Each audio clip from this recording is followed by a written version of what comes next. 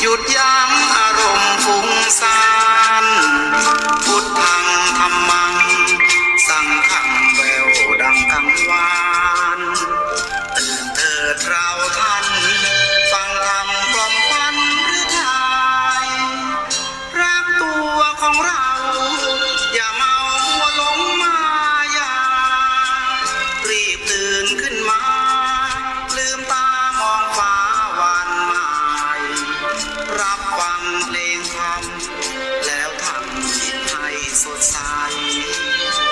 ฝึกตนฝึกใจให้หายทุกข์ลายลำเค็ญเกิดมาทำไมถามใจบ้างสิเกิดมาทั้งทีอย่าใช้ชีวิตเริงเล่นศีลธรรมจัญญาเมื่อหน้าว่าไม่จำเป็นบัณฑิตแลเห็นเหยียดเย็นยามเช้าเศร้าสวงคิดกันทุกคราเกิดมาไม่ช้าก็ตายโลกยังวุ่นวายมีร้ายเลวน่าเป็นห่วงแล้วเราเป็นคนยังวุ่นวายไปตามดวงตื่นมายังห่วงมารับฟังความเป็นจริง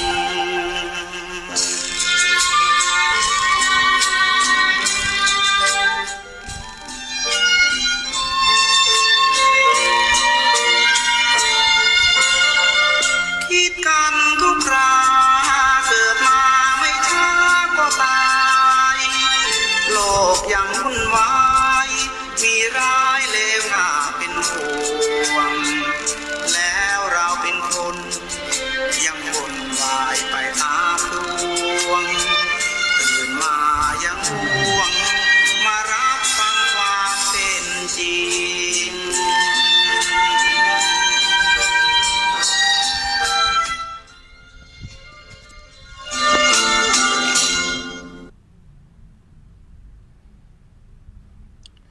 เพราะธรรมะคือความจริงไม่อิงฝ่ายข้าไม่ตายความจริงแท้ไม่แปรผันมองต่างด้านเอาหลักฐานมาคานกันอย่าเชื่อมั่นแค่พ่อฉันเป็นคนดีการประดิษฐ์วาทกรรมนำย่ำหยามไม่เป็นความมนุสธรรมนำเกียรติสีอยากแจ้งความใครก็เชิญดำเนินคดีอย่าแถลงแจ้งบาทีชี้ลอยธรรมะจะชนะได้ในที่สุดใครดึงฉุดไม่กระเพื่อมไม่เสื่อมถอยเวลาจะเผยความจริงอ้างอิงลอยให้เด็กน้อยจำจดเป็นบทเรียนเป็นผู้ใหญ่อาจใช้สิทธิ์ปิดเบียนแก้ความจริงแท้ไม่แปรไปตามใจเขียนใครปิดบังความหนหลังใครนั่งเทียนควรทบทวนควรแลกเปลี่ยนเพื่อเรียนรู้คนทุกรุ่นมีสิทธิ์ทำผิดพลาดประวัติศาสตร์มักซ้ำย่ำประจำอยู่ถ้าปกปิดไม่ใช้ผิดให้เป็นครูเราทั้งหมดคงหดหู่อยู่ที่เดิมตรงไหนผิดก็จงฟ้องจงร้องแย้งตรงไหนที่ว่าเขาแกล้งตกแต่งเสริมตรงไหนว่าต้องแก้ไขใส่เพิ่มเติมก็จงเพิ่มข้อมูลใหม่ให้สมบูรณ์ถ้าเราคิดปกปิดประวัติศาสตร์การเรียนรู้ข้อผิดพลาดอาจเป็นศูนย์ทุกคนก็ย่อมรักศักดิ์ตระกูลแต่ควรจุนความเข้าใจให้ตรงกันแม้ไม่อยากไปลุกไล่ว่าใครผิดเด็กมีสิทธิ์รู้ความจริงทุกสิ่งสรรน่าเห็นใจเรื่องเง่าโคตรถูกโจษจันแต่ปิดกั้นความจริงไว้จะได้หรือ ขอนอบน้อมแด่พระรัตนตรัยขอถวายความเคารพพระมหาเถรานุเถระเจ้าคณะพระสังฆาธิการกู้ตนกู้องค์ขอเจริญสุขเจริญพรพ่อแม่ศรัทธาตั้นสาธุชนพุทธบริษัททั้งหลายที่เปิดเครื่องรับฟังต่างขึ้นสถานีวิทยุ 96.00 เมกะเฮิรตซ์ก็ดีที่พอร์ตทางเฟซบุ๊กก็ดีรายการอุจาภาษาธรรมกำเมืองล้านนาหรือว่ารายการเสียงธรรมเสียงทองจากวัดผาบ่องก็ได้มามาพบกับญาติโยมสาธุชนพุทธบริษัททั้งหลายดังเช่นเคย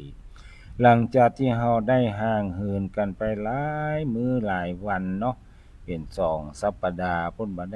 ได้พบญาติโยมสาธุชนทั้งหลายเนื่องจากอาตมาภาพก็ได้ไปนะมีศาสนกิจโดยแล้วก็ไปทัศนศึกษาในต่างประเทศมาถึง2 ประเทศ เริ่มต้นประเทศจีนเนี่ยก่อนเนาะเมื่อวันที่19ถึง24เป็นเวลาอยู่6วันเนาะอาตมาภาพก็มีได้ใจคำว่ามีโอกาสเนาะได้เดินทางไป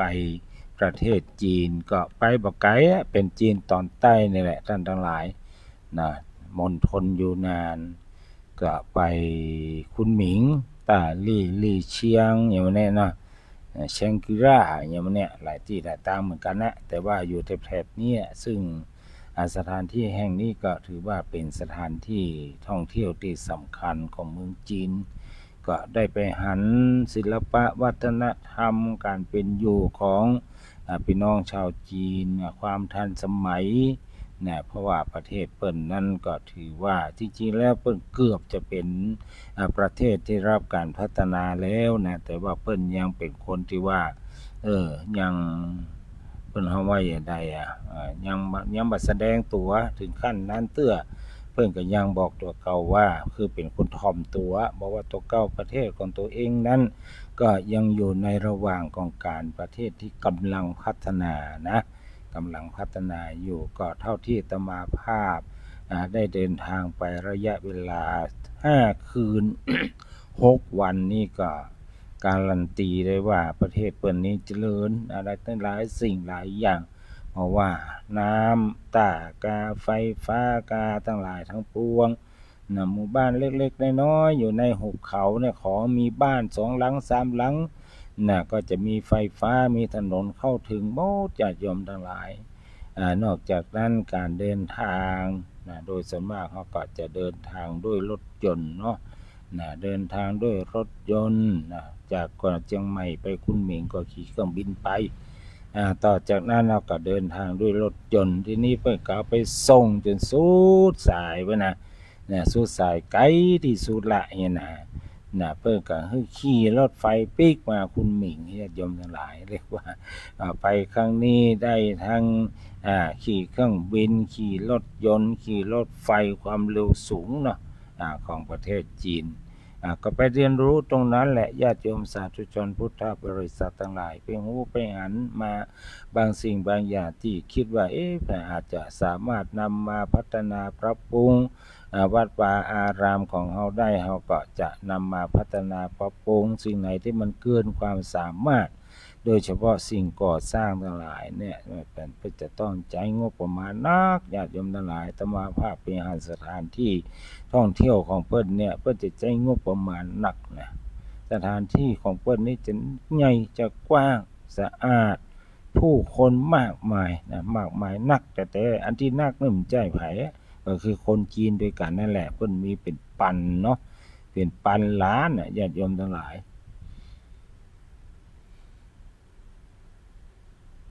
จะจำก็เป็นพันล้านเนาะเพิ่นก็เอาจากเมืองนึงมาแอวเมืองนึงเนาะเขาเพิ่นบ่เคยหันล่ะเพิ่นบ่เคยหันเมืองแถมเมืองนึงคือในแต่ละเมืองนี่มันใหญ่จังได๋มันใหญ่ระยะทางก็หนักมีเนื้อที่หนักระยะทางก็หนักดังนั้นการเดินทางบางวันนี่เขาก็ต้องใช้เวลาอย่างวันแรกนี่เขาก็ต้องเดินทางนั่งรถหลังจากลงเครื่องแล้วก็นั่งรถไป 5 ชั่วโมงในวันต่อไปก็จะไปสัก300 โลก็เนี่ยเนาะ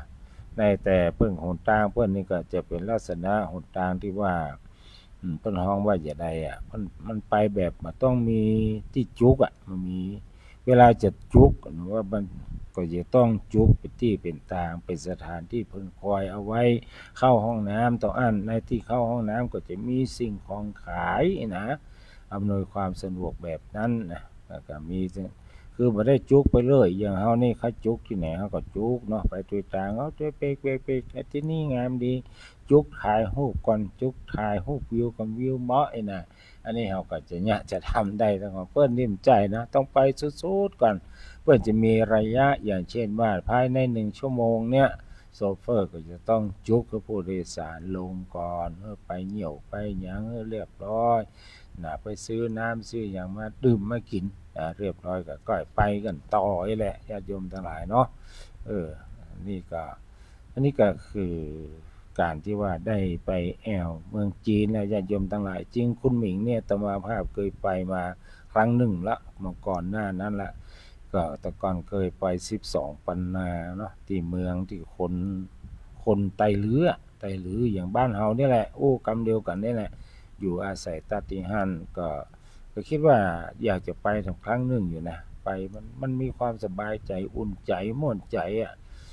เพราะว่าจะเป็นไตลื้อไตขืนเจียงตุงกาหรือว่าไปแอวลาวเนี่ยนะมันมีความรู้สึกอบอุ่นนั่นหลายเพราะอย่างเฮาอู้กำเดียวกันได้เป็นภาษาเดียวกันน่ะมันมีความรู้สึกว่าอยู่กับพี่กับน้องอยู่กับโดยเฉพาะเฮาคนเมืองเนี่ยทั้งหลายไป12 ปันนาเฮาก็อู้กับเมืองเพิ่นก็ฟังรู้เรื่องเอาไปเมืองลาวเฮาอู้กับเมืองเพิ่นก็ฟังรู้เรื่องเนี่ยฉะนั้นว่าทั้ง2 เมือง2หรือว่าไปทั้งเมืองเจียงตุงเนี่ยอู้กับเมืองใส่กันต่างคนต่างอู้อย่างเดียวกันนะฟังกันรู้เรื่องนะนี่นั้นมันจะมีความสบายใจนั่นอะไร มีความสบายใจทีนี้ในการท่องเที่ยวนั่นหลายบางอย่างเมืองคุณหมิงนี่นะคือว่าเพิ่นค่อนข้างจะเป็นเมืองใหญ่นั่นหลายก็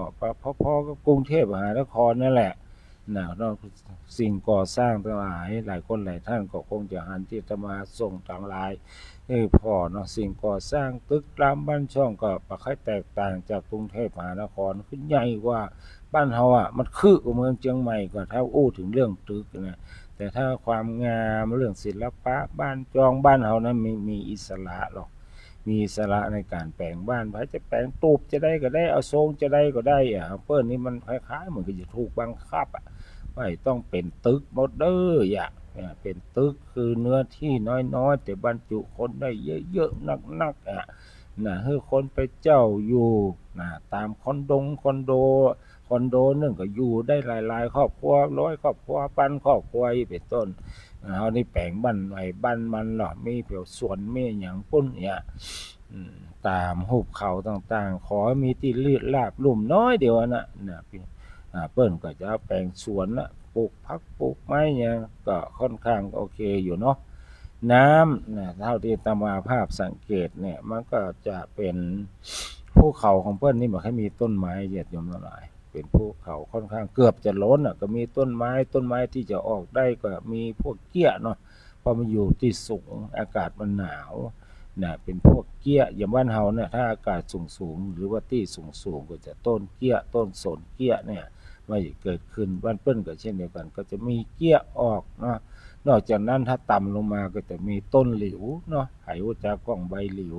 เวลาลมพัดมาก็จะลูบไปลูบมางามต้นหลิวเนี่ยอาตมาภาพก็ชอบนะกะว่าปลูกไว้สักต้นกันนะต้นหลิวเวลาถ่ายรูปก็งามญาติโยมทั้งหลายก็ได้ไปสถานที่ต่างๆเนาะ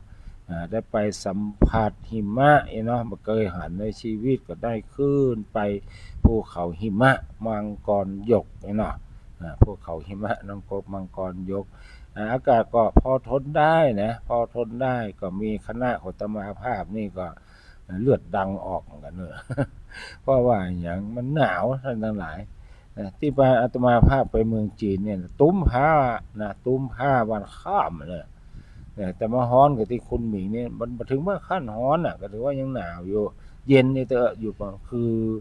อากาศนี่ต่ำสุดก็คือ20องศาเนาะเวลาเขาอยู่ห้องแอร์นี่ก็อยู่ประมาณ22 25อันนี้ของเปิ้นยังอยู่20องศาแล้วไปทั้งอื่นไปทั้งหน้าที่ติ๊กนี่นะใต้ลี่เชียงอย่างนั้นว่าโอ้ถ้าเป็นภูเขาหิมะมังกรยกได้ทำให้-2นั่นแหละที่ว่าน้ำเลือดกำเดาออกนะออกตนเดียวนะเนี่ยน้ำเลือดกำเดาเพิ่นออกแต่มาภาพนี่มันเป็นหยังนั่นหลายที่ยังบ่เป็นหยังเปิ้นวัดหรอคือการขึ้นภูเขามังกรยกเนี่ยนะอากาศมันจะน้อยเพราะระยะมันสูงเขาจะต้องขึ้นกระเช้าขึ้นไปนะมันจะมีกระเช้าขึ้นไปเมื่อขึ้นไปแล้วเนี่ยการที่เราอยู่ที่สูงๆเนี่ยอากาศมันจะน้อยลงเพื่อให้ซื้อออกซิเจนนะออกซิเจนเป็นกระป๋องขึ้นไปเวลาหายใจบ่ค่อยสะดวกก้าวซึกว่าหัวใจฝืดก็บีบเข้าไปหายใจเข้าดาวสูดเอาออกซิเจนขึ้นไปซื้อกำหนึ่งก็ประมาณสักราคา100 บาทเนาะ100 กว่าบาทก็สามารถบีบเข้าดังเลยสุดนับได้ก็7-80เตื้อก็ได้อยู่ปออยู่เนอะญาติโยมทั้งหลายถ้าผ่านไปตรงพุ้นก็ซื้อกระป๋องเดียวพอละนะก็พอเพียงพอในการใจบางคนเพิ่นก็บ่ใจเลยนะบางคนก็โดยเฉพาะคนจีนเนี่ยนะคนจีนเพิ่นชอบสูบบุหรี่นั่นแหละขนาดหิมะอยู่บนหิมะยังสูบกันอยู่มันก็มีนะอันนี้มันก็มีอยู่ขนาดว่ามันใจออกซิเจนยังสูบบุหรี่ได้อยู่อันนี้ก่อนที่เพิ่นจะขึ้นภูเขาเนี่ยเพิ่นก็จะมีเครื่องวัดหรอเครื่องวัดออกซิเจนนะไกด์จีนเนี่ยเพิ่นไกด์จีนแต่อู้ไทยเนี่ยที่เป็นไกด์เอาเนี่ยเพิ่นจะมาดูแลเพิ่นจะมีสิ่งเอาอย่างพวกมากาดมากีบมือเฮาแล้วพอจะจำนวนออกซิเจนแต่ละคนนี่บางคนก็70ปลายบางคนก็80ปลายปรากฏว่าอาตมาภาพไว้90ปลายในนักแต่เปิ้นหมดในบนรถนี่นะไกด์ยังการอยู่หรอไกด์บอกว่าผมยังสู้ท่านไม่ได้เนาะคือออกซิเจนอาตมาภาพนี่สบายเพราะว่าอย่างคืออาจจะเป็นเพราะอาตมาภาพเป็นคนค่อนข้างจะสมบุกสมบันเป็นคนที่เป็นคนที่เข้าป่าฝ่าดอยอย่างบ่อยๆมาได้เป็นอนามัยอย่างสักเท่าใดอย่างยกตัวอย่างเพิ่นอาจจะเดือดร้อนกันเรื่อง PM 2.6.5 เนี่ยอาตมาภาพก็แปลงใจเฉยๆนะเพราะอย่างเพราะว่าอาจจะเป็นเพราะได้ฝึกฝนคือบ่ได้ฝึกฝนหรอกแต่ว่ามันธรรมชาติที่เป็นไปในสมัยก่อนเมื่ออาตมาภาพอยู่บ้านนอกบ้านนาเนี่ยนะเขาชอบเผาป่าเผาดอยกันหรอกและในสมัยก่อนไฟฟ้าจำว่าอาตมาก็ไม่มีนะบางคนก็มีเจตนาที่จะเผานะเผาดอยนะเพื่อจะให้ไฟมันติดดอยแล้วมาอยู่ตามบ้านไหม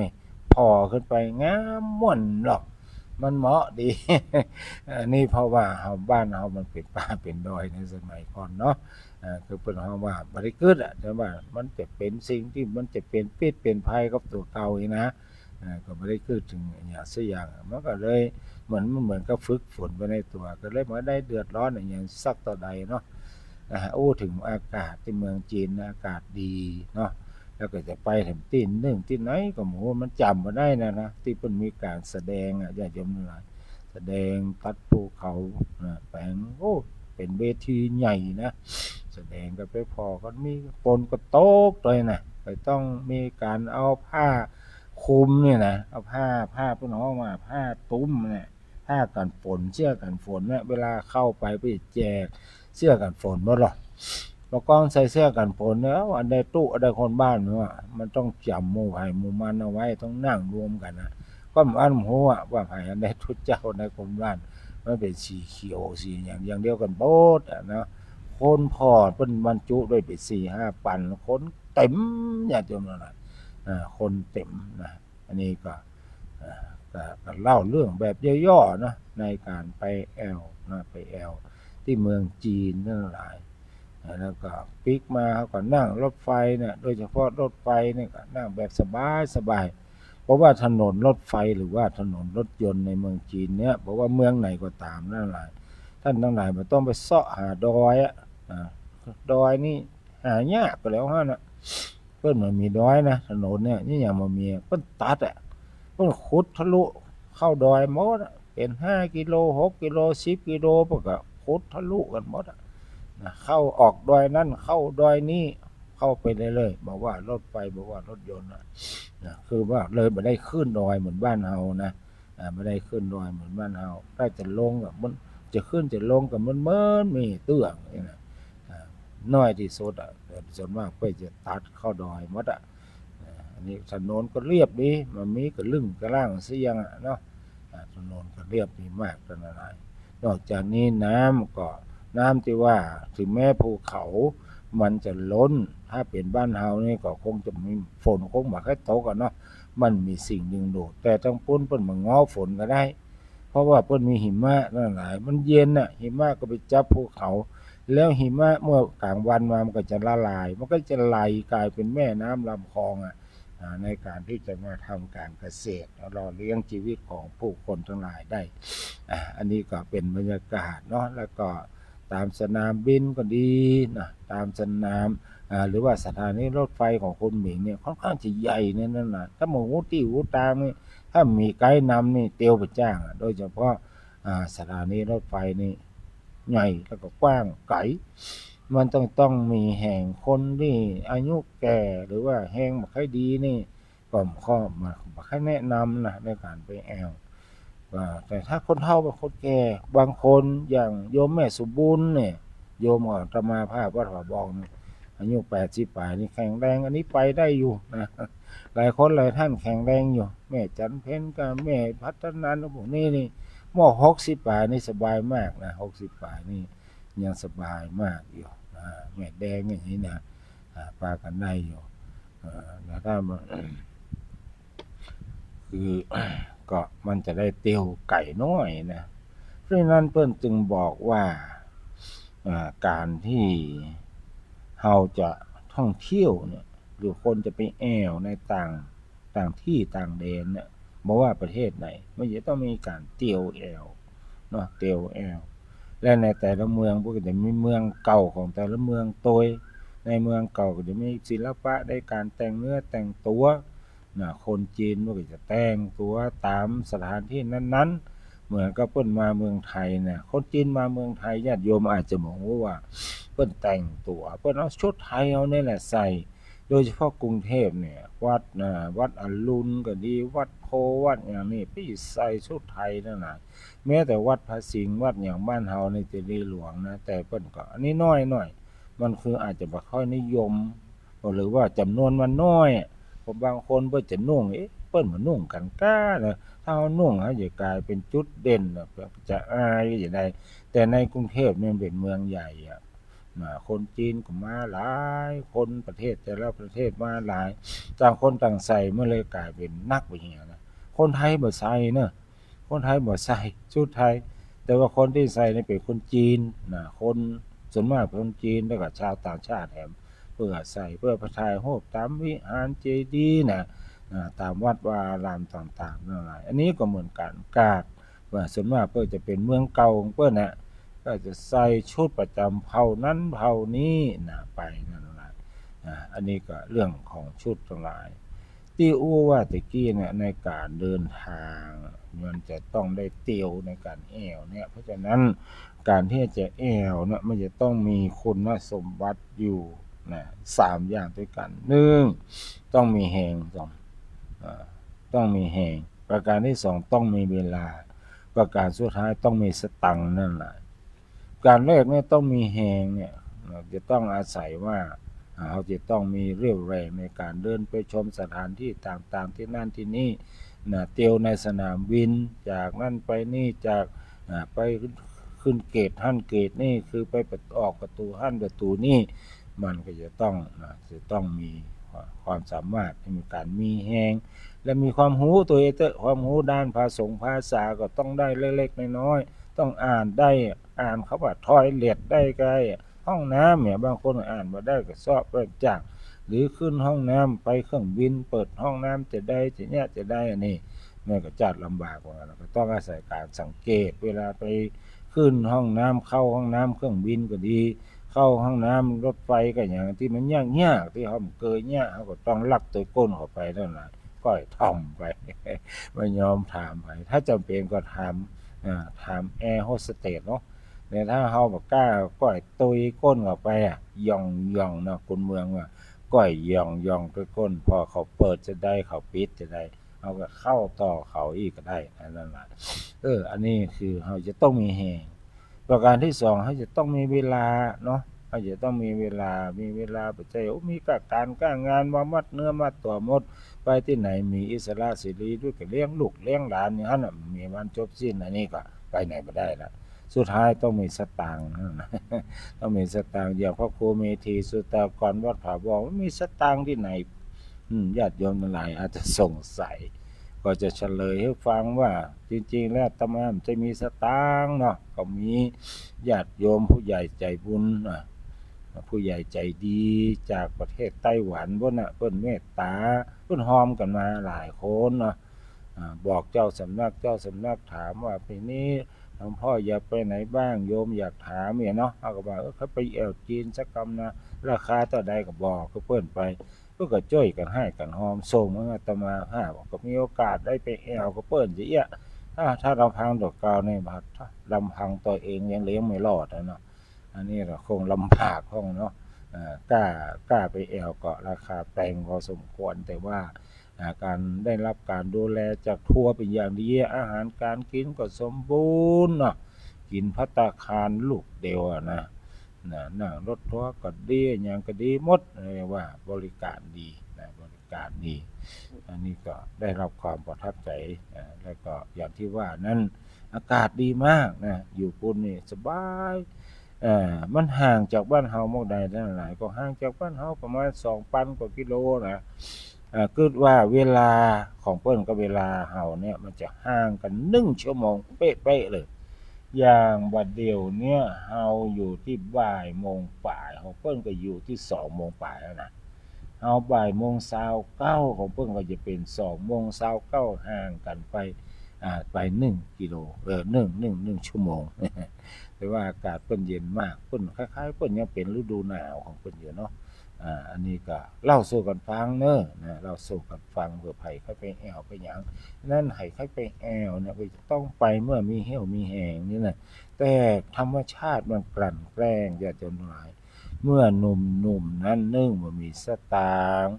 บ่มีเวลาต้องห้ามต้องเฮียนต้องยะการใหญ่มาน้อยมีแหงเอาสตางค์มีแถมเหมาะ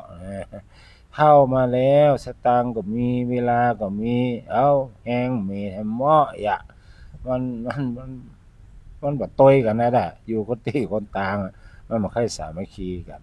ฉะนั้นก็ต้องหาโอกาสสักครั้งหนึ่งไปหั่นไปนี่ไปแอวไปเปิดหูเปิดตาคือมันจะได้พลังบวกขึ้นมาแหละญาติโยมทั้งหลายจะได้มีกำลังใจในการมาพัฒนาบ้านของเราเองก็ดีพัฒนาวัดวาอารามอยู่กับที่กับทางมันก็ความคิดก็จะเก่าๆเหมือนเก่าๆไปแต่บางคนว่าท่านเพิ่นก็บ่กล้าเนาะคนก็บ่กล้าหัวที่สูงบ่กล้าที่จะขึ้นเครื่องบินบ่กล้าที่จะขึ้นกระเช้าไฟฟ้านี่อาตมาชอบม่วน โดยเฉพาะขึ้นกระเช้าไฟฟ้านี่ขึ้นสูงๆนี่ม่วนจิตเสี่ยงขึ้นไปนะบางคนก็เจ้าหมู่เจ้าฝูงไปด้วยกันบางคนก็ต้องแสดงอาการน่ากลัวไปบางคนบ่กล้าพอนะเพราะเขาบ่กลัวความสูงอีกเป็นต้นอันนี้ก็คือตั้งแต่วันที่19ถึงวันที่24อาตมาภาพก็ได้ไปจีนตอนใต้เนาะจีนตอนใต้29ถึง24ทีนี้ก็มาวันที่27ผมว่าเอาล่ะต่อเนื่องญาติโยมทั้งหลายเล่าสู่กันฟังวันที่27นะอาตมาภาพก็เดินทางไปที่เชียงตุงไปหลายครั้งหลายคราวแล้วเกือบจะ10เทื่อแล้วไปงวดนี้บ่ได้ไปแอวแต่ว่าไปกิจนิมนต์นั่นล่ะไปกิจนิมนต์ที่วัดราชฐานหลวงป่าแดงเชียงตุงราชฐานประเทศพม่าเพิ่นมีงานอะไรอย่างกะเพิ่นมีงานแต่งตั้งครูบาสมณศักดิ์พระครูบาทั้งหลายพระครูบาตึงหมดนี่5ตนด้วยกัน4ตน4ตนก็ว่า5ตนด้วยกัน4ตนด้วยกัน4ตนด้วยกันนั้นหนึ่งในนั้นก็มีตัวเจ้าเจียงใหม่ของเฮาตนนึงคือหลวงพ่อเนี่ยมีนี่บ่เนี่ยผ บ่ได้เขียนไว้นี่กันนี่อ๋อบ่บ่ได้เขียนเอาบ่ได้พิมพ์มาญาติโยมดังประมาณ 4-5 ตนนั่นน่ะหนึ่งในนั้นก็มีหลวงพ่อท่านเจ้าคุณเนาะท่านเจ้าคุณเพิ่นชื่อหยังพระคุณประชานาถเนี่ยนะวัดดอนจันทน์ตนหนึ่งละตนหนึ่งทีนี้การแต่งเพิ่นก็นิมนต์อาตมาภาพพร้อมด้วยคณะไปก็จากเมืองไทยไปหลายอย่าจนตลาดไปนักแม้แต่จ้างซอพันนีเนาะพี่น้องพันนีแม่แต่งก็ไปซอพุ่นนะไปซอเมืองเชียงตุงขึ้นไปเตอคนเชียงตุงกับคนเชียงใหม่ฟังกันรู้เรื่องขนาดไหนขนาดว่าจ้างซอบ้านเฮาแม่แต่งไปซอพุ่นเขายังฟังกันรู้เรื่องอยู่นะก็ไปปะพันนีอยู่พุ่นเนาะที่นี้การลำดับสมณศักดิ์ของคณะสงฆ์นครเชียงตุงเนี่ยประกอบด้วยอย่างพ้องนั่นหลายอันที่สูงสุดเป็นคำว่าสมเด็จพระอาทยาธรรมพระสงฆ์ผู้ทรงอำนาจตามพระธรรมวินัยและเป็นใหญ่สุดในหมู่สงฆ์เป็นผู้มีอายุ70พรรษา70 ปีนะพรรษา50ขึ้นไปนะภัยที่จะเป็นนะสมเด็จพระอาทยาธรรมเนี่ยคือผู้ทรงอำนาจตามพระธรรมวินัยและเป็นใหญ่สุดในหมู่สงฆ์จะต้องมีอายุ70 ปีพรรษา50 ปีขึ้นไปนี่ใหญ่สุดของเมืองเชียงตุงละทีนี้ก็พระครูบาอย่างที่สองพระครูบานั่นแหละพระสงฆ์ผู้ทรงวัยวุฒิคุณวุฒิและเป็นใหญ่ในหมู่สงฆ์เป็นผู้มีอายุ40พรรษา20 ปีขึ้นไป20พรรษา40 ปีสับสนน้อยสมาเถอะ40 ปี20พรรษาขึ้นไปนี่เป็นครูบาได้ละนี่อาตมาภาพนี่ถ้าไปสมัครแล้วถ้าเพิ่นเอานี่ก็จะได้เหมือนนะเพราะว่าเกิน20แล้วแต่เพิ่นให้จะบ่เอาได้ก็บ่จะได้หมดเนาะแต่มาเอาแต่มันเป็นเด้นะเป็นพระโคเมธีพระมหาสมบัติไปก่อนอย่างที่3พระสวามีนะไม่ใช่สามีนะพระสวามีพระสงฆ์ผู้ทรงวัยวุฒิคุณวุฒิและมีศีลสมาธิปัญญาเป็นผู้มีอายุ35 ปีพรรษา15ขึ้นไปเพราะว่าพระสวามีนั่นแหละอย่างที่4พระสวาธิสวาธิคือพระสงฆ์ผู้ทรงศีลสมาธิปัญญาเป็นผู้มีอายุ30 ปีขึ้นไปพรรษา10มีบวชได้10 พรรษาขึ้นไปการยกยอเถราภิเษกสมณศักดิ์ของพระสงฆ์เชียงตุงมีลำดับขั้นตอนดังต่อไปนี้คณะสงฆ์จะพิจารณาคุณวุฒิวัยวุฒิว่าพระรูปนี้ประกอบด้วยศีลธรรมและวัดปฏิบัติดีงามก่อหรือมีการอบรมสั่งสอนประชาชนตลอดถึงการมีอายุพรรษาที่เหมาะสมก่อนี่อย่างแรกอย่างที่2พระสงฆ์นำเอาวันเดือนปีเกิดคณะสงฆ์จะเอาวันเดือนปีเกิดและอายุพรรษาของพระสงฆ์รูปนั้นไปพิจารณาว่าสมควรจะรับการยกยอสมณศักดิ์หรือไม่อย่างไร อย่างที่3หากพิจารณาเห็นว่าสมควรมีการยกยอสมณศักดิ์พระสงฆ์รูปนั้นแหละก็จะแสวงหาเจ้าภาพในการยกยอสมณศักดิ์ประการที่4เมื่อมีเจ้าภาพเรียบร้อยแล้วก็จะแจ้งไปยังกรมศาสนาพม่าหรือโคปกะเมืองเชียงตุงของเมืองเชียงตุงนั่นแหละกรมศาสนาของเมืองเชียงตุงจากนั้นก็จะเตรียมพิธียกยอสมณศักดิ์เช่นเตรียมน้ำที่จะนำมาสงฆ์มาอาบในพิธีพุทธาภิเษกมีการจัดสถานที่เตรียมงานตามที่สมเด็จพระอาทยาธรรมกำหนดต่อไปอย่างปีนี้ก็จัดที่วัดป่าแดงราชสถานหลวงพี่น้องว่าจะอ่านได้นานอันนี้คือการแต่งตั้งของคณะสงฆ์ยศถาบรรดาศักดิ์ของคณะสงฆ์ที่เจียงเมืองเจียงตุงแบบปูนนะแต่ถ้าเป็นเมืองไทยนี้ก็จะรับพระราชทานจากพระบาทสมเด็จพระเจ้าอยู่หัวเป็นนั่นเป็นนี่เนาะอย่างอาตมาภาพเนี่ยได้เป็นพระครูก็ดีได้เป็นมหาก็ดีนะ2 ครั้ง 2 ครานี่ก็คือได้รับพระราชทานจากสมเด็จพระบาทสมเด็จพระเจ้าอยู่หัวสมเด็จพระสังฆราชจะเป็นผู้ พระราชทานเป็นผู้ประทานในส่วนของเจียงตุงเนี่ยเปิ้นก็คณะสงฆ์เปิ้นก็จะพิจารณาเองว่าก็พิจารณาไปตามลำดับโดยการเรียกว่าสมเด็จพระอาญาธรรมพระสงฆ์ผู้ทรงอำนาจจะเป็นผู้คัดเลือกพระสงฆ์ว่าจะยกยอให้เป็นอันหยังเป็นครูบาเนี่ยทั้งหลายจะต้องมีอายุ40 ปีว่าบวชไปแล้ว20 พรรษาขึ้นไปเน้อใจครูบาไปเลยไปเถยยามฮู้บวชตวาในวันนี้ห้องครูบาอะไรได้นะบ่ใจละเพราะว่านะเขาก็กล่าวกันเหมือนกันนะต้องพูดว่าอันนั้นนี่บ่ใจครูบาอุกแกดเด้อหรอกนี่ครูบาแท้ครูบาแท้จะต้องมีอายุ40 ปีและพรรษา20 ปีขึ้นไปนอกจากนั้นจะต้องมีนะจะต้องมีศีลธรรมและวัดปฏิบัติที่ดีงามโดยมีการอบรมสั่งสอนประชาชนตลอดถึงมีอายุพรรษาที่เหมาะสมอย่างบ้านเฮานี่ก็เช่นเดียวกันจะต้องทำหน้าที่ของคณะสงฆ์บอกว่าการพัฒนาวัดวาอารามก็มีการส่งเสริมพระภิกษุสามเณรศึกษาเล่าเรียนก็ทางบ้านเฮานี่นะกว่าที่จะได้รับการพระราชทานสัญญบัตรพัดยศเนี่ยนะได้แล้วก็มีการก่อสร้างก่อสร้างห้างแปลงอย่างก่อศีลธรรมดีก่อนเป็นก็จะพิจารณาไปว่าจะรับการแต่งตั้งก็ต้องมีคุณงามความดีเอาไว้อันนี้อาตมาภาพก็เดินทางไปเมื่อวันที่27เมื่อคืนน่ะไปตี 3นั่นแหละเนี่ยไปปุ้นก็7 โมงเช้า7 โมงปลายแล้วก็เปิดก็รถมารับที่ตาขี้เหล็กก็เดินทางไปแถมเอกะเนาะ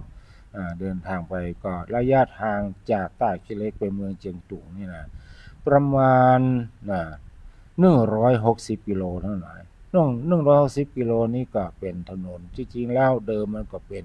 ถนนลาดยางนั่นแหละแต่ว่าเมื่อน้ำท่วมที่ผ่านมามันก็จะทำให้ปัดทำให้ถนนลาดยางนี่อาจจะเสียไปพ้องทำให้ว่าหินมันโผล่มันอย่างมันขึ้นมานะจริงๆตามมันก็เรียบอยู่นะแต่เวลารถวิ่งไปดังท่านนึกถึงน็อตยังให้จะลุดไปหลายตัวแต่ละครั้งเนี่ยนะก็นั่งรถตู้มีรถบัสประจำทางตัวละเนาะมันเพิ่นมีรถบัสประจำทางตัวก็ไปกับพลิกมาแต่ว่านี่แหละญาติโยมสาธุชนทั้งหลายลูกจากเจียงตุงมา9 โมงนะ9 โมงไม่เจ้ามาถึงวัดผาบอง9 โมงปลายเมื่อคืนวันนี้สรุปแล้วใช้เวลา12 ชั่วโมงนะตึงกินข้าวตึงนั่งรถเรียบร้อยนะประมาณสัก12 ชั่วโมงอันนี้ก็เป็นประสบการณ์ในการเดินทางทั้ง2ที่ทั้งเมืองจีนนะและก็ไปกิจนิมนต์ที่เมืองเจียงตุงมาก็เลยบ่ได้พบปะกับญาติโยมอาตมาภาพนี้ก็พยายามแต่เนิ่นพยายามไปซื้อซิมของพม่าก็ดีซื้อพิมพ์ซิมของพม่าเนาะกะว่าจะจัดรายการผ่าน Facebook มาก็ดีไปใจอินเทอร์เน็ตของโรงแรมก็ดีปรากฏว่ามันอ่อนนั่นแหละพ่ออย่างป้อมได้เล่นหนังก็บ่ได้เฟซก็บ่ได้ไลน์ก็บ่ได้มันก็เลยมาสามารถที่อัดเทปส่งมาได้ก็เลยกึดเติงหาญาติโยมทั้งหลายก็กลัวทางญาติโยมทั้งหลายรอฟังก็ดีว่าอยู่ได้นี่ก็ขอสุมาอภัยมาณโอกาสที่ตัวเนอะตอนนี้ก็เวลา เดี๋ยวก่อนโยมแม่รอสักครู่ดิโยมแม่เนอะโยมแม่รอสักนิดน้อยรอสักครู่เพราะว่าอาตมาภาพยังไม่ได้เข้าเรื่องเข้าราวอย่างสี่อย่างที่อาตมาภาพจะได้นำประทีปชีวิตมาอู้ก่อนเรียบร้อยแล้วก็เลยถึงนี่แม่ได้นำเรื่องราวของที่แม่เตรียมไว้แม่น้อยเตรียมไว้มาให้ท่านทั้งหลายได้ฟังต่อไปตอนนี้ก็มาฟังประทีปชีวิตตอนที่20เนาะของพระศรีธรรมนิเทศอดีตเจ้าวาดหรือว่าท่านพระมหากมลอดีตเจ้าวาดวัดสันปากคอยในตอนที่20เรื่องกรรมของมนุษย์ว่าอันอย่างเป็นเหตุให้คนเฮาประสบเคราะห์กรรมวันหนึ่งมีผู้ต้องขังคนหนึ่งถามว่าปีนี้มีข่าวว่าจะพระราชทานอภัยโทษแก่ผู้ต้องโทษทั่วราชอาณาจักร ตัวเขาอยู่ในข่ายที่จะได้รับพระราชทานอภัยโทษหรือไม่จึงถามว่าคุณโยมต้องโทษอะไรนี่ก็คงหลวงพ่อท่านมหากมลคงจะไปเทศในข้อกันในข้อก็เลยมีนักโทษมาถามศาลตัดสินเต้าใดติดมาแล้วเต้าใดเหลือเต้าใดก็ได้รับคำตอบว่าโทษฐานลักทรัพย์ศาลตัดสินจำคุก1 ปีติดมาแล้ว7 เดือนเศษเหลือ4 เดือนเศษจึงตอบว่าคุณอยู่ในข่ายที่จะรับพระราชทานพระมหากรุณาธิคุณข้าพเจ้าจึงถามต่อไปว่าทรัพย์ที่คุณลักมีราคาเท่าใดคุณใช้เวลาเท่าใดในการลักทรัพย์ก็ได้รับคำตอบว่าทรัพย์ที่ลักมีคุณค่ามีมูลค่าบ่ถึง50 บาทใช้เวลาทำการลักบ่ถึง5 นาทีข้าพเจ้าสลดหดหู่ใจนี่หลวงพ่อพระศรีธรรมนิเทศกล่าวฟังเนาะข้าพเจ้าสลดหดหู่ใจพร้อมกับนึกว่ามันบ่คุ้มอยากได้ของราคาบ่เกิน50 บาทใช้เวลาบ่ถึง5 นาทีลักทรัพย์จะต้องอยู่ในอบายภูมิหรือไปสู่ทุกขติต้องชดใช้กรรมหลายเท่า1 ปีหรือ365 วันวันหนึ่งมี24 ชั่วโมงมันบ่คุ้มเนี่ยทำให้กึดถึงพระพุทธภาษิตที่ตรัสไว้ในธรรมบทคุตทกนิกายว่าสานิกรรมานินยันติทุกขติแปลว่ากรรมของตนเองย่อมนำไปสู่ทุกขติที่ต้องเข้าไปเสวยทุกขเวทนาอยู่ในตารางนั้นเพราะการกระทำของตนเองแต่ตรงกันข้ามคนที่ไปสู่สุคติคือไปสู่ที่ดีงามที่ชอบเช่นเข้าถ้าได้ไปบวชเป็นตู้เป็นสงฆ์ก็จะได้ดำรงตำแหน่งเป็นเจ้าหมู่เจ้าคณะได้เป็นพระผู้ใหญ่เป็นครูบาอาจารย์ก็เพราะกุศลกรรมนำไปหรือจะไปเป็นราชการงานราชการงานเมืองรุ่งเรืองก้าวหน้าก็เพราะกรรมของตัวเก่ากรรมของตนถ้าเป็นกรรมชั่วก็พาไปสู่ทุกขติถ้าเป็นกุศลกรรมก็นำไปสู่สุคติเพราะฉะนั้นก่อนจะทำอันอย่างลงไปก่อนจะอันอย่างลงไปให้ไตรตรองให้ควรให้รอบคอบอย่างก่อนว่าเป็นกุศลหรือว่าอกุศลในชีวิตของเราจะเอาอกุศลเป็นผู้นำทางชีวิตหรือจะเอากุศลเป็นผู้นำทางชีวิตจะไปสู่ทุกขติหรือสุคติก็ตัวเราเป็นผู้ทำกรรมเป็นผู้ลิขิตชะตาชีวิตให้ตนเองจงเขียนชะตาชีวิตของตนให้สดสวยด้วยมือของตนเนี่ยกันหลายอันเนี่ยกรรมมุนาวัตติโลโกสัตว์โลกย่อมเป็นไปตามกรรมทำกรรมอันใดไว้ต้องได้รับผลของกรรมนั้นอย่างแน่นอนญาติโยมสาธุชน เอาละแม่น้อยโทรเข้ามาได้เลยเนอะแม่น้อยพร้อมมีอันยังมาฝากกับผู้ฟังในวันนี้โยมแม่น้อยป่าสร้างโทรเข้ามาได้เลยแม่น้อยอยู่ไหนแม่น้อยโยมแม่น้อยโทรมาเอาละโยมแม่น้อยโทรมาแล้วเนอะพี่น้องตัวหลายเฮ้ยฟังเนอะแม่อ้อยเลยเจ้าไหวซาเจ้าติดปะกันเมินเนาะ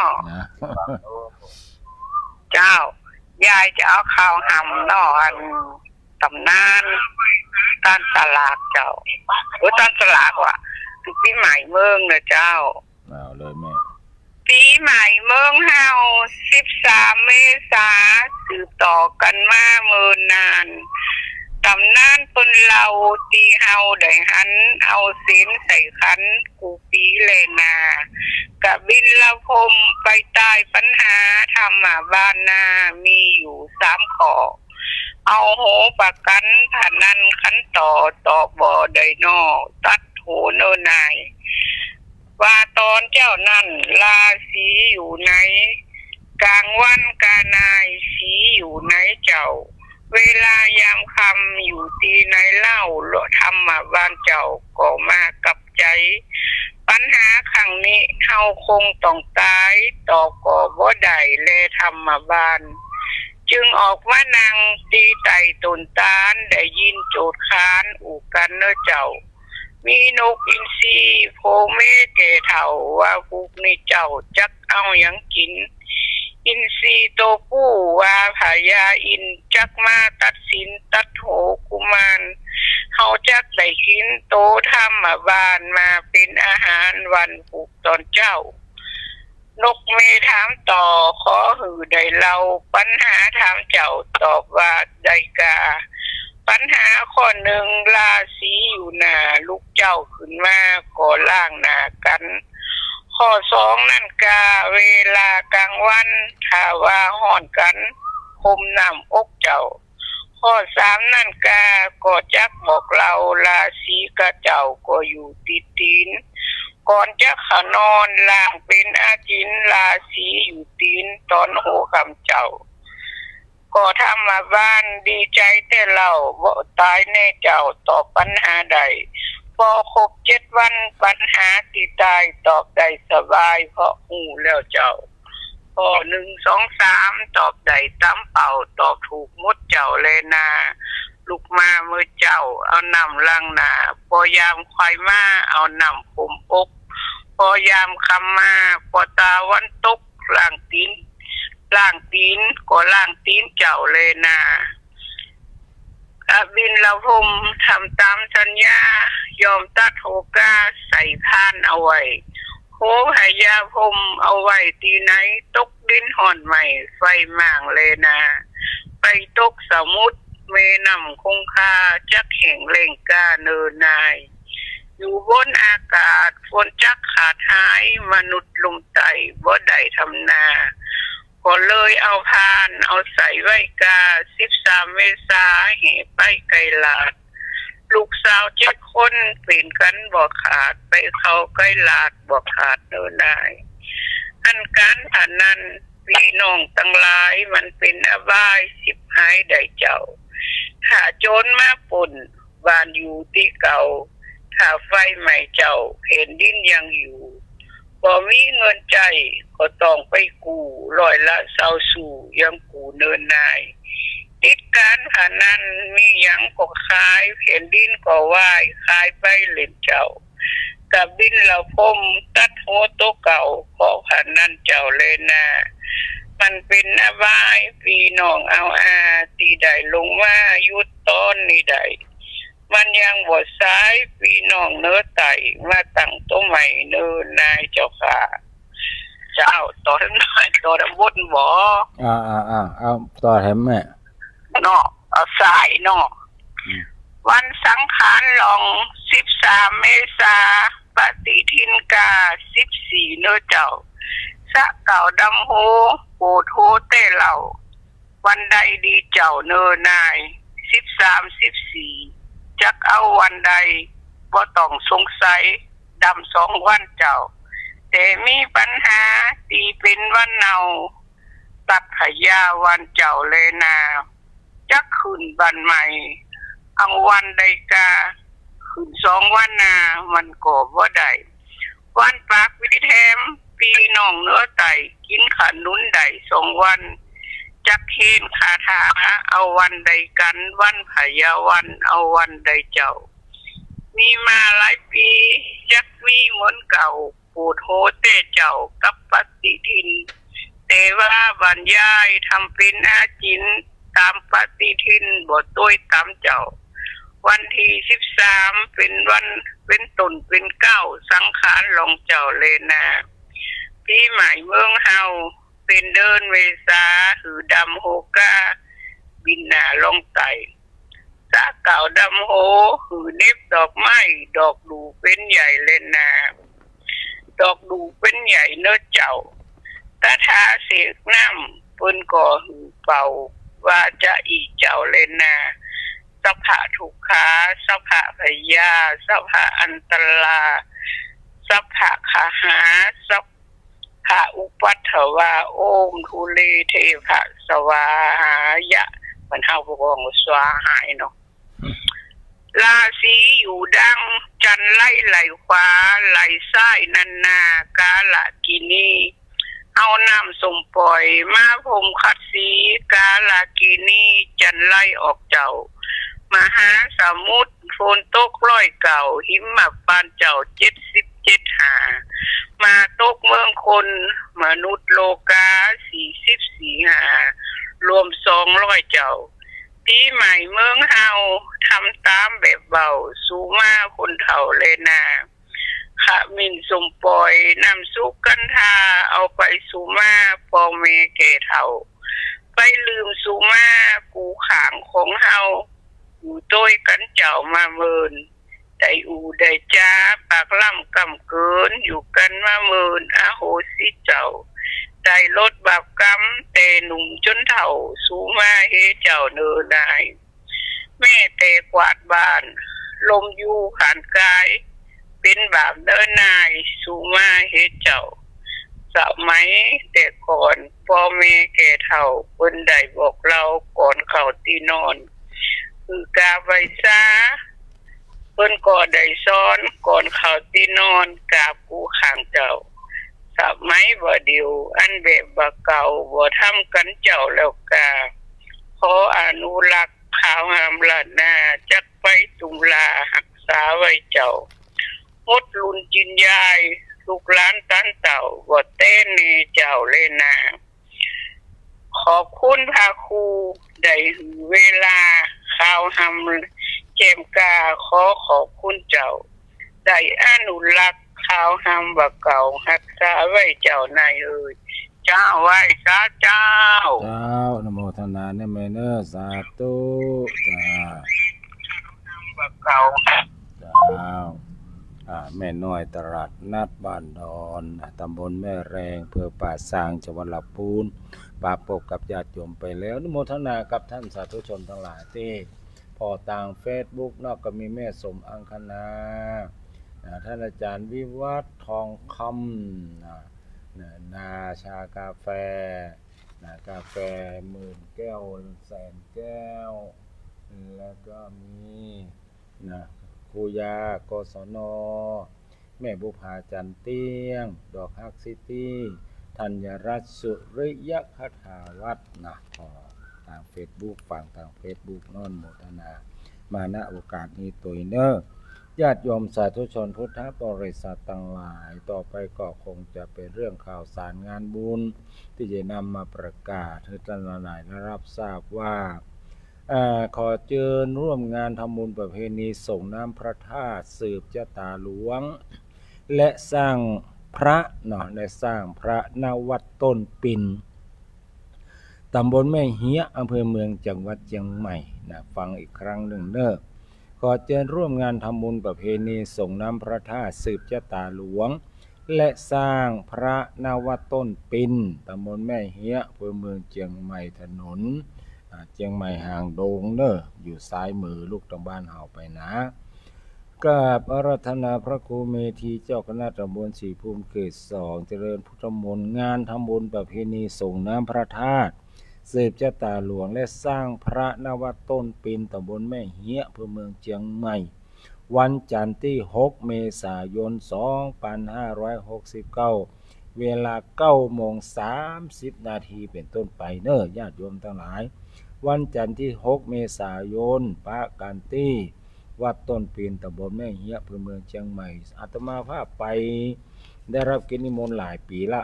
วัดแม่เฮียท่านทั้งหลายอาจารย์แดงเจ้าวาดม่วนญาติโยมทั้งหลายงานนี้ที่ม่วนนี่คือคนหลายวัดต้นปิ่นงานวัดต้นปิ่นศรัทธาเพิ่นกันหลายคนที่เคารพนับถือท่านกันหลายนั่นท่านจะนำลงทานไปร่วมกันได้ในวันจันทร์ที่6เมษายนที่วัดแม่เฮียคนหลายอย่างแน่นอนทุกเจ้าคนหลายพวกนี้มนต์ร้อยไปกับปีไหนทุกเจ้าก็หลายคนก็หลายแล้วก็มาที่วัด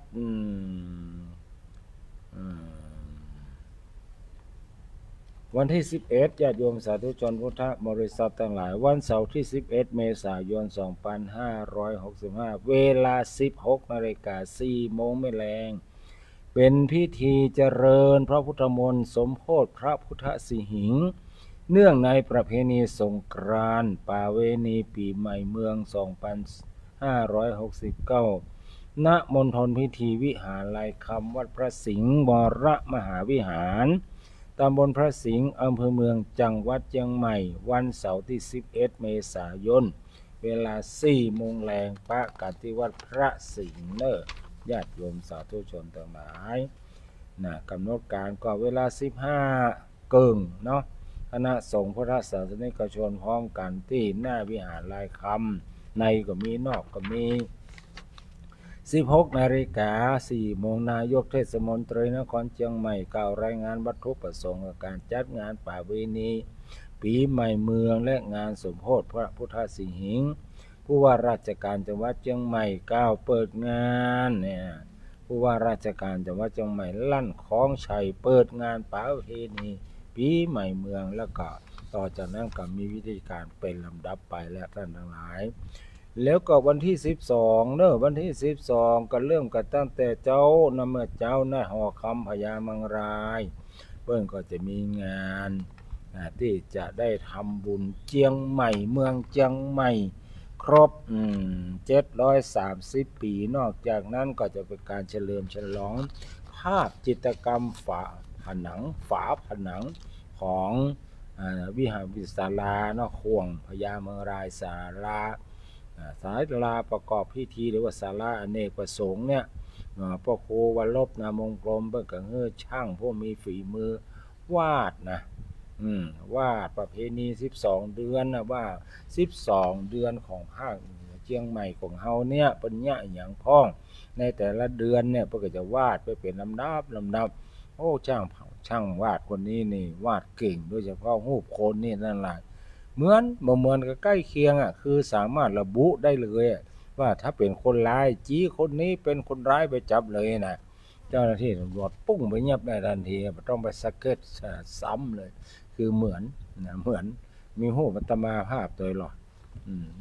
มีภาพอัตมาภาพตัวหลายตัวหลายองค์เหมือนมากนะอัตมาภาพอาจจะมาเหมือน 100% กับครับคล้ายกับคือเหมือนคือชี้ได้เลยบอกตำรวจไปจับได้เลยทำถึงบุคคลตัวอย่างแน่นอนนะอันนี้คือรูปคนแล้วก็จะเป็นการเล่าเรื่องว่าประเพณี12 เดือนเดือน 7ประเพณีปีใหม่เพิ่นแย่อย่างพ้องมีฮั่นโมดเตียวคนดอยเพิ่นแย่อยู่ในพ้องก็มีฮั่นโมดนะเกี่ยวข้าวเกี่ยวน้ำแย่อย่างพ้องเนี่ยขั้นตอนไปจะได้ก็มีฮั่นโมดล่ะเพิ่นก็ส่วนมากก็จะเป็นรูปที่คนที่มีความเกี่ยวข้องที่ไปช่วยคณะสงฆ์ในการจัดงานไปช่วยสถานีในการจัดงานแต่ละครั้งละคราวเนาะในร่วมบริจาคกันอย่างพ้องเนี่ยก็จะมีรูปติดที่ศาลาอเนกประสงค์ของข่วงพญาเมืองรายที่เราจัดงานกันทุกปีก็พิธีกันก็เริ่มตั้งแต่เจ้าทีนี้ก็มาตอนค่ำของวันที่ 12เนาะตอนเจ้าภาคเจ้าก็แบบที่ที่หอคำพญาเมืองรายแล้วก็มาภาคบ่ายที่วิหารหลวงวัดเจียงมั่นตำบลศรีภูมิเมืองเจียงใหม่ก็จะเป็นพิธีงานบำเพ็ญกุศลทักขินานุปทานกิจอุทิศส่วนบุญส่วนกุศลผู้มีอุปการะคุณของเมืองเจียงใหม่เนาะเพิ่นก็จะทำพิธีลวดสวดเพื่อความเป็นสิริมงคลคือเพิ่นเจ้าพระเสตังนิกาคมณีเนาะเอาไปแห่ร่วมกับขบวนตัวก็ต้องมีการสมโภชในแต่ละปีไปตัวนี่แจ้งท่านทั้งหลายว่าวันที่ 12เช่นเดียวกันหลังจากที่เอาเสร็จที่หอคำพญาเมืองรายก็ไปต่อที่ที่เจียงมั่นตมาภาพก็ได้รับนิมนต์ถึง2ที่เนอะตอนเจ้าก็อยู่กับพ่อครูวันลบก็วันที่11ก็คงจะได้ไปดูสถานที่เนาะเขายกเป็นวัดที่2ของตมาภาพหลวงหอคำนะช่วยกันดูแลเป็นเจ้าวาด มีศรัทธาเก่าคือพ่อครูวันลบนามงคลเป็นคนดูแลพ่อกอยเนาะในการก่อสร้างห้างแปะนี่นะอันนี้ก็ว่ากันไปเนาะอันนี้ก็จริงๆอยู่ในเขตของท่านอาจารย์เพราะน่าจะอยู่ในเขตของวัดเอราคินมันอยู่ใกล้กันเนาะแต่เป็นอุปโลกตมาภาพเป็นเจ้าวาดหอคำแบบที่นึงได้รับ2เป็นเจ้าวาด2ที่อันนี้ก็เชิญชวนท่านทั้งหลายไปร่วมงานกันเนาะปีฉลองงานปีใหม่ ฉลองเชียงใหม่ครบรอบ730 ปีนะ730 ปีตอนนี้เวลาหมดเวลาพอดีนะแล้วก็เชิญชวนเด้อญาติโยมทั้งหลายไผไปได้หอมทรายเนี่ยเจดีย์ทรายวัดหอบองก็ร่วมบริจาคให้หอมกันมาได้เน้อนะโทรหาธรรมภาพได้เลยถ้าบ่รู้จักเบอร์ธนาคารอยากจะโอนให้หอมเข้ามาก่อนเจริญพรเรียนเจริญเน้อ0910797084 ไผเขาได้บุญนักๆใครได้กุศลหลายๆอย่าลืมหอมทรายนะแปลงเจดีย์ที่วัดผาบองเด้อพวกนี้ป้ากันใหม่นี่นำรายการจากท่านผู้ชมผู้ฟังไปก่อนขอเจริญสุขเจริญพรอยู่ดีมีสุขอยู่มั่นขวัญยืนไว้ทั่วกันเด้อวันนี้เจริญพร